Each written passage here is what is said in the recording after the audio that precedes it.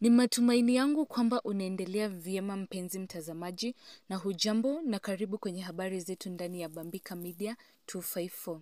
Siku chache tu baada ya gavana wa Embu Cecil Mbarire kuibua madai kwamba kuna baadhi ya viongozi ndani ya serikali ya Kenya Kwanza ambao wanampiga vita. Hii leo, naibu wa rais Kithure Kindiki amefanya mkutano na gavana huyo kwenye makao yake huko Karen kujadili masuala ya maendeleo. Hata hivyo, taarifa za ndani zinaeleza kuwa Kindiki amekutana na Mbarire ili kutuliza joto la kisiasa baada ya Mbarire kuibua madai ya mvutano ya UDA. Hayo yanajiri wakati wakaazi wa Mlima Kenya wameanza kujitenga na serikali ya Kenya Kwanza, wakidai kuwa Kenya Kwanza imewatenga kwenye mradi ya maendeleo, huku aliyekuwa naibu wa rais Rigathi Gachagua akiendelea kuunganisha eneo la Mlima Kenya kwa lengo la kubandua Ruto mamlakani. Maoni yako ni yapi kuhusiana na mkutano huo?